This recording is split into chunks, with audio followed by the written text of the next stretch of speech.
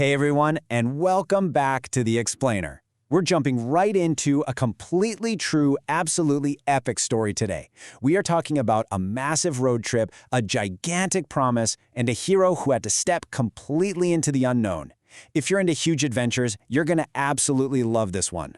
So I want you to think about something for a second. Have you ever had to pack up literally all your toys, say goodbye to your friends, and move to a totally new house, or maybe even a brand new city? It's kind of scary, right? I mean, leaving home and stepping into a place you've never seen before takes a whole lot of bravery.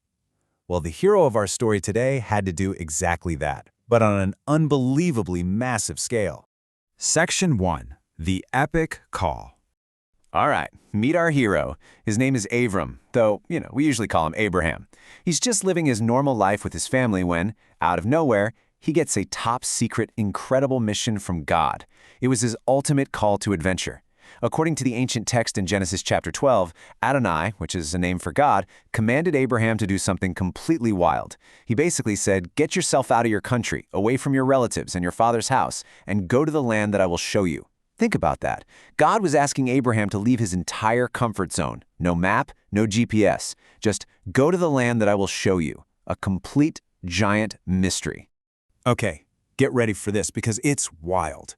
How old do you think Abraham was when he started this ginormous road trip? 10, maybe 20? No way. He was 75 years old. Can you even imagine that? At 75, most people just want to relax in a comfy chair, right? But Abraham? He was just getting started on the absolute biggest trick of his entire life. Section 2. A supersized promise. So God doesn't just tell Abraham to leave for no reason. He gives him this unbelievable promise right there in Genesis 12, verses 2 and 3. God tells Abraham, "I will make of you a great nation, I will bless you, and I will make your name great, and by you all the families of the earth will be blessed." Wow! God is promising that Abraham won't just get a new house, he's going to have a family so big it turns into a whole nation. And even better, he's actually going to help bring a blessing to every single person in the whole wide world. Section 3. The Ultimate Road Trip. With a promise that amazing, there's really only one thing left to do, right? Pack the bags. And I mean, this wasn't just throwing a few shirts in a suitcase. This was the ultimate packing list. You've got Abraham, his beautiful wife Sarah, and his nephew Lot.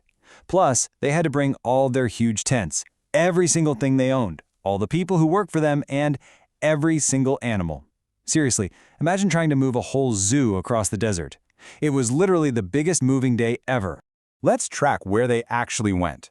They start way up north in a place called Haran, and they walk, yes, walk, all the way down into the land of Canaan. They make a pit stop at Shechem by the Oak of Moreh, which is actually where God appears and promises this specific land to Abraham's future family.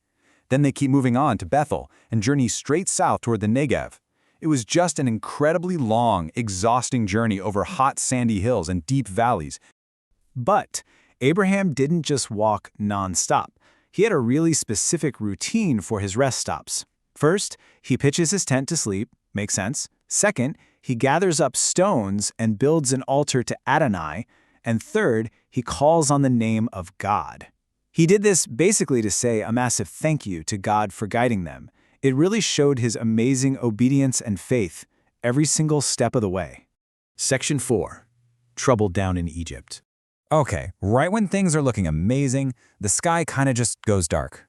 A massive famine hits the land. If you don't know, that means zero rain, crops die, and there is literally no food anywhere. So you have this beautiful promise of a new home in Canaan, but also the really scary reality of hunger. Because there wasn't any food, Abraham had to take a major detour. He packs everyone up yet again and heads down into the land of Egypt, just to find something for them to eat. Now, as they're getting closer to Egypt, Abraham gets really, really scared. He looks at his wife, Sarah, who is super beautiful, and he starts panicking. He's worried that the powerful Egyptians might want to take her away and that they'd hurt him to do it. So totally out of fear, he comes up with a plan and tells a fib. He asks Sarah to tell everyone she's just his sister, hoping it'll keep him safe.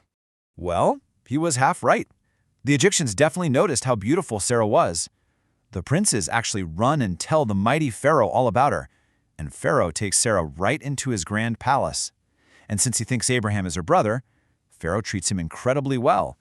He showers Abraham with these crazy treasures, flocks of sheep, herds of cattle, donkeys, camels, and a bunch of servants. So Abraham becomes super rich, but his wife is stuck in Pharaoh's house. Section 5. God's Great Rescue. Okay, panic mode, right? What happens to the big promise now? Well, take a breath, because even when Abraham messed up, God is always faithful. God steps right in. And how does he do it? Plagues. The text tells us Adonai inflicted great sicknesses and troubles on Pharaoh and his entire household. It was basically a giant, flashing lightning bolt stop sign from heaven, warning Pharaoh not to touch Sarah because she belonged to Abraham. When Pharaoh finally figures out the truth that Sarah is actually Abraham's wife, he is completely shocked.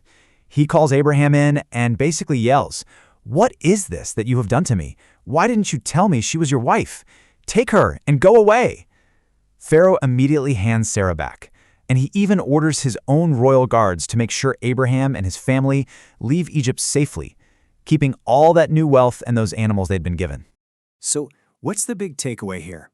When we look at Genesis 12, we see what true obedience to God's calling looks like. Abraham showed us exactly what it means to completely trust in God's promises of blessing and building a great nation. This whole story perfectly captures the beginning of faith as a wild journey into the unknown. I mean, even when there were terrifying famines and giant bumps in the road, trusting God turned a really scary unknown into literally the greatest adventure in history. Abraham stepped out into the total dark, completely trusting that God's light would guide him. So, I'm going to leave you with this one exciting question to think about. How can you be obedient to God's calling and trust Him when you have to step into the unknown in your own life? Because remember, every single great adventure starts with just one brave step of faith. Thank you guys so much for hanging out with me on The Explainer today. Keep learning, keep trusting, and I will catch you on our next great adventure.